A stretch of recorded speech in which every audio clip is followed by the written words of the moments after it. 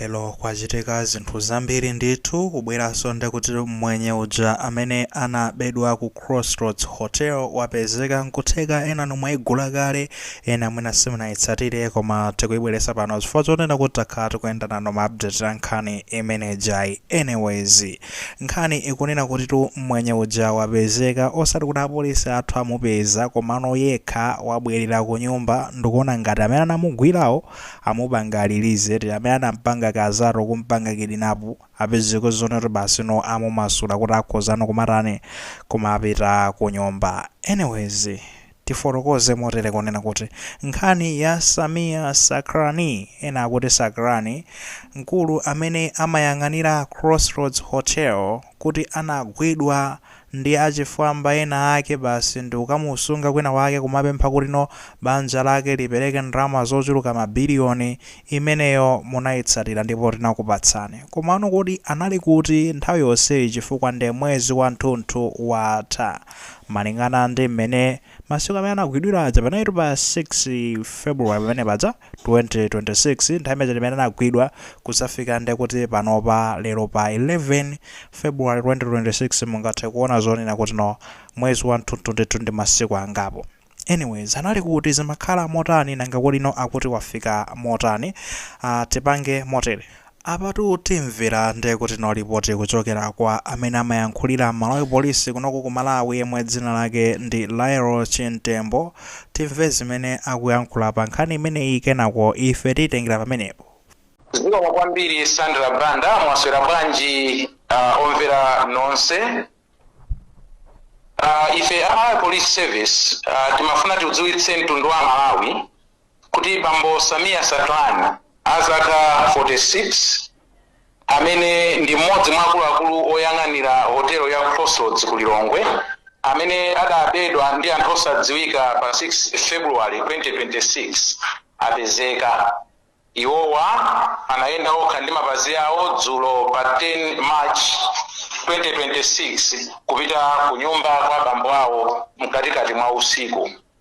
Amalawi tikufuna tikudziwitseni kuti kafukufuku akupitirira kuti tidziwe chimene chidawachitikira komanso kuti zimenezi zikhoza kutithandizira kuti tiwamange amene adawapanga chipongwewa komanso kuti tipeze mfuti zimene zidagwiritsidwa ntchito. Choncho ife Malawi Police Service osachedwapa tikhala tikutulutsa statement yathu malingana ndi momwe zinakhalira. Zikomo kwambiri. Chabwino mmene tamvera pamenepo kuchoka kwa omwe amayankhulira polisi nkutheka mwina mwazimva kale somwene fantha aziponyaponya nangasi anthu amangothamanga oziponyaso nkhanizi koma osaziphikaso bwinobwino koma ife timabwera kuti tizifotokoze bwinobwino mmene zilili ma background ake. Anyways, malingana ndi apolisi akunena choncho kuti chinayinde kuti chigawo cha madzulo lachiwiri limenelo pamene ndikuti no Samia Sacranie anapezeka zoti no wakafika ku nyumba kwawo dzulo. Malingana ndi malipoti sora amene atuluka ma detail ena ndi ena akunena kuti iyeyu anapita ku nyumba kwa abambo ake nene nthawi imakwana 11:30 madzulo 11:30 PM ni nthawi imene ndikuti anapezeka zoti apita ku nyumba kwawo ndithu chapakatikati pa usiku choncho basi ukagogora umene kuja ndabwera rundeneyo nditseguleni pa gate po kutsegulira munthu udza Wafika ndithudi kufika ku nyumba. Anyways, ma details ena amene akuyenda kunjaku of course ife padzati makhati kumanena kumasiyanitsa ma details amene atsimikizidwa ndi apolisi ndi amene akuzungulira kunjaku komano zikumveka kunena kuti iyeyu ndi zoti kuti atulusidwe sizoti wangosidwa iyayi. Kuteko ndekuti no banja la kwawolo ndi zoti akuti apereka ndalama ndithu padzatu zigawenga zimene zinagwira Samia Sacranie zidalamula zoti nakuti no apo banja kwa Samia Sacranie apatse mabiliyoni angapo ndithu ngati akufuna zonena kuti iwowa amutulutse m'bale wawo mabiliyoni ndekuti zachidziwikire banja lo apa anayesitsa kuthamanga zimene zoti apolisiwa tikati zingoyang'anira munthu uja mwina angaluze moyo titenge ndalama tipereke ndi mwina kaya akapereka ndalama zimenezo ndi pamene no apezeka kuti ammasula kaya zimene zikuvekera moto zoveka ngati motero otherwise ali ku nyumba ndithuli. Apolisi wanawo afotokozapo zitatu mafaya zefusafusola panoti kolino pamene papa tikufunikiraso polisi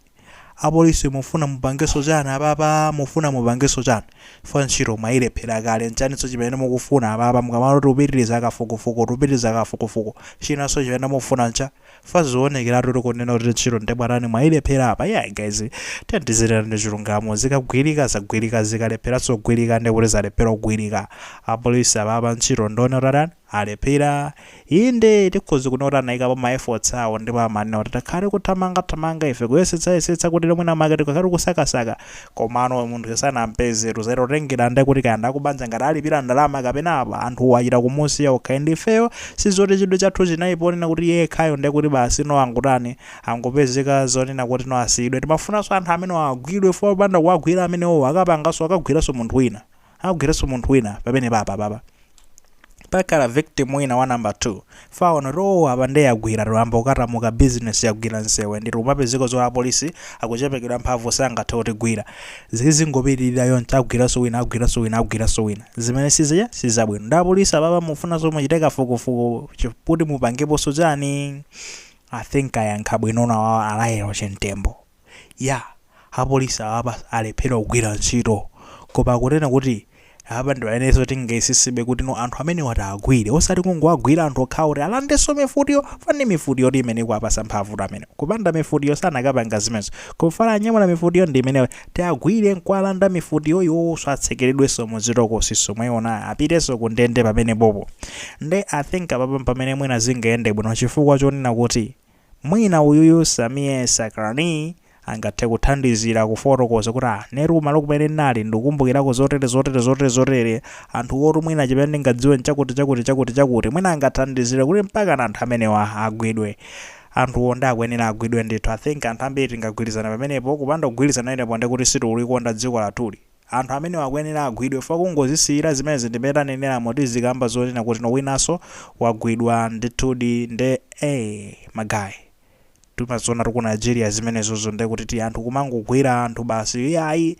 tikuphani abo ayi achibale ana abwera zalipire mamiliyoni kupanda kutero basi inuyo nde kuti mwatha inuyo kidnap kumakagwira mpaka na school yonse ndithu yana zimenezozo sitikufuna kantchitidwe kamene kokabwere kunoku and community eno ikagwira anthu amene wakungoti community kungwazindikira ndadzatu community ro imangoonetsa imangolanga yokhatu padzatu ifo anthu amene wasofunikira mdziko muno awawase anthu ofunikira yayi ndofunika kwaonetsa nyekhwe amene wawa tikagwira asanafika upolisiko ndono titi awazeka makofi tikapanga choncho kwa bilibenya mwinanso nkuona kuti kapena mwina kodanga kafika ku polisiko kapena asafike tingothana nawo kumudzi kumwe kuno kuti tipereke uthenga for zimene sitimapangiratu kuti ifeyo ndoyipa mitima yayi fana kugwira wakuba wina wake ndikumbukire nayo kuti amwene munapya mtima kwambiri mamuwaza makofi zanizana sizoti kumakhala kuipa mitima ya kumene kuchaku ifeyo we are guardians of the city ndife amene timaonesesa zonena kuti muzi munjamu mukhaye muli safe bwinobwino anthu osokoneza kumapanga ndithu choncho kupanda kutero nde kuti no azimayi satetezeka anthu sakhala safe nde ndi ntchito yathu ndithu kuti tizionesese zono kuti no tigwire nyasi zina zake ndithu kupanga ndithu zimenezo chalinga zonena kuti basi tuzizinda kukhala otetezeka nde anthu ongofunika ndithu kuwagwira ndi kuwabilibinya bwinobwino ndi kumajambula choncho zimachitika bwino tikapanga choncho fande kuti no uthenga umafika patali akuti